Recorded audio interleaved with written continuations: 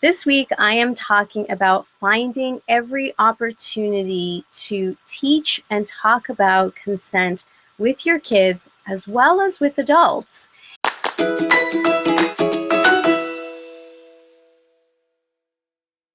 Thanks for tuning in today. I'm super excited to talk about this topic because I'm so passionate about empowering children because it's our next generation, right? And if we're serious about creating consent culture, then we need to start from the beginning, right? From teaching our kids, empowering our kids.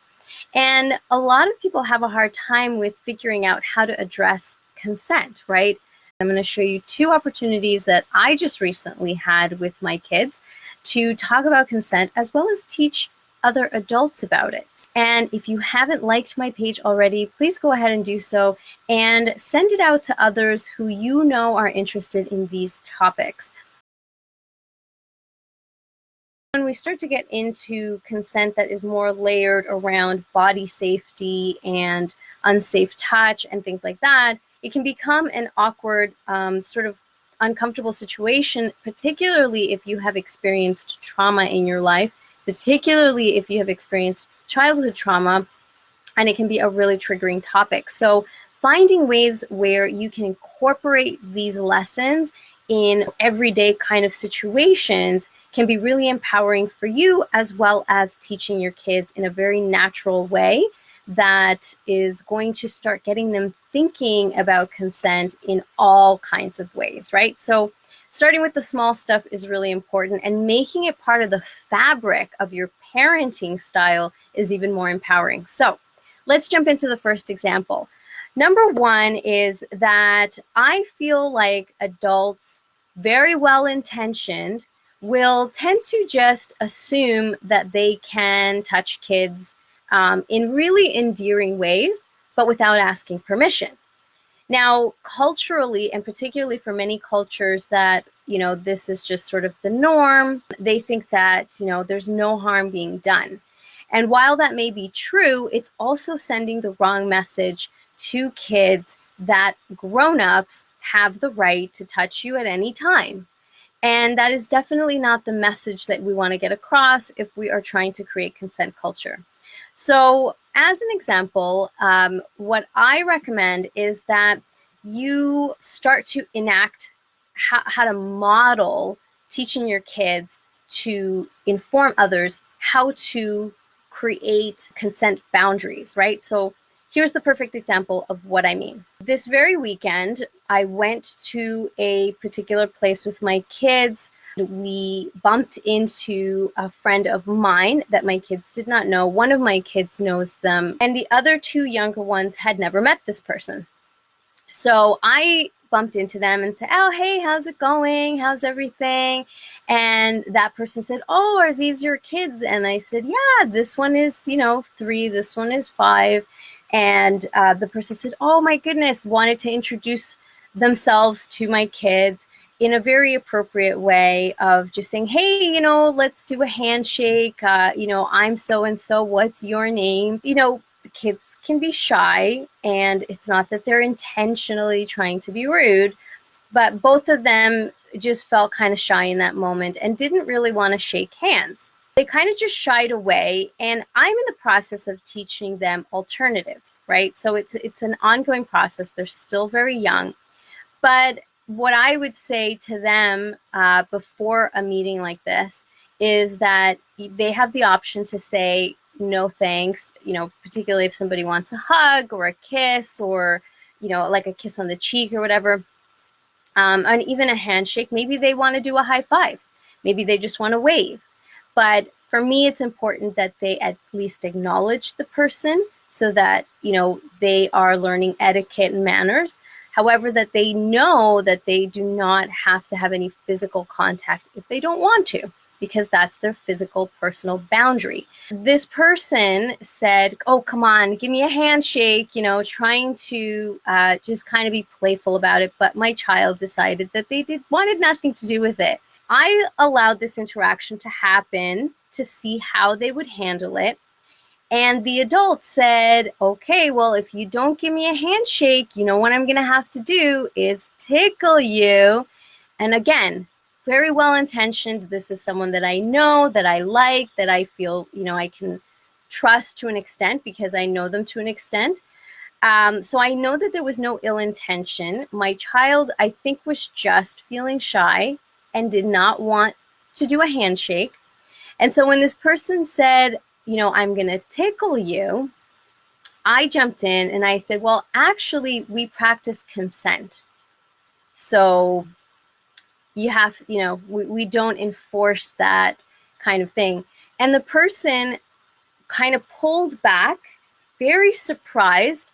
And I could see in their face that they were pleasantly surprised at the fact that I was practicing that. And that I, as the parent, took a step to, inform this person that this is what we practice and what I would like them to respect. Now, after that happened and that person said, oh, okay, very cool, was totally cool with it, I think really actually made it a learning moment, a lesson in a sense for that person who also has kids. And then I said to my child, could you, do you want to do a high five instead? And they said no, they were being really shy and were kind of turning into their dad. And I said, well, you could at least say hello because they are saying hello. So you could at least wave or say hello, Again, I'm not excusing a child from not learning sort of social etiquette and those kinds of things. But I want my child to know that, one, they don't have to do any physical contact if they don't want to. And two, that I do still expect them to somewhat acknowledge, as they're growing older, as they're developing, that this is a social norm where you want to acknowledge the other person who's being respectful, right? In turn. For me, it was a teaching moment for the adult as well as the child. And the child saw that the way that I addressed the situation to that person. The person wanted to insist, and I said, we practice consent, right? So I'm modeling this behavior for my child, that they will then learn how to step in and do that themselves in the future, right? Because maybe as that child gets older, they can say, well, I'm practicing consent and I don't want to hug. Or they could just say, I don't want to hug today and I don't have to. So it's my body, my rules, right? So that was one of the moments in which, as a parent myself, I felt really great about being able to say that. I used to actually fear saying that. The first time that I had heard, that you could step in as a parent and do that, and also just the fact that I think it's wrong for adults to just assume that they can, just go and like grab a kid and, pinch their cheek or just grab them and give them a hug or, whatever it is. Again, maybe well-intentioned, but really we're treating children as lesser than us. Like, would you do that to another adult?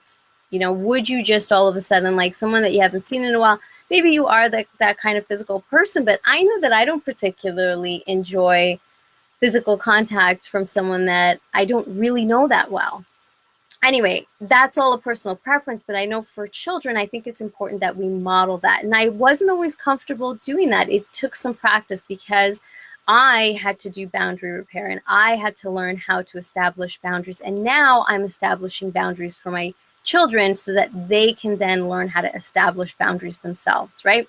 So that is one example. Now, number two, a very simple example that you can do, let's say with animals, puppies on a leash that you might see out, on the street going for a walk. We just actually adopted a pair of kittens, super excited. The kids were really excited. Some of the conversations that we've been having is around consent with animals. So kittens in particular tend to be quite playful, but they have claws and they have teeth, and they will let you know when they don't want to be touched. And when they do not consent to being touched and a person is insisting on touching them, they will respond.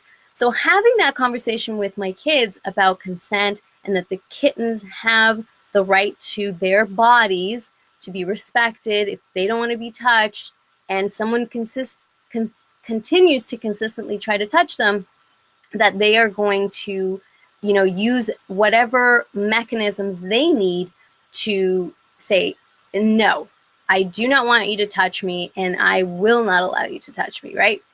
That's actually a really great way to teach and model consent through the eyes of an animal, to teach children about body rights, what consent means, understanding nonverbal language, right? So again, just really finding every opportunity possible. And I always say the word consent. So I don't say, if the cat doesn't want you to touch it. I always say, you have to make sure that the cat is giving you consent. You can get nonverbal signs. Like if the cat, it comes up to you and starts rubbing against you, then it probably wants you, that's a nonverbal signal that it wants to be petted. And my child very cleverly said, well, what if I don't feel like petting it? And I said, well, you don't have to. If you don't feel like petting it, you don't need to. You can tell somebody else, hey, does anybody want to give some affection to this cat? This cat seems to be wanting some affection. Would someone else care to, do that? I said, you do not have to do it in return either, right? So really great way to bring up conversations. They don't have to be difficult. They can be ways that you can use other sentient beings, that you can model it through the way that you interact with other adults on their behalf. And there's so many other ways. So thank you so much for tuning in. I appreciate you. Again, I'm Rosalia Rivera for About Consent.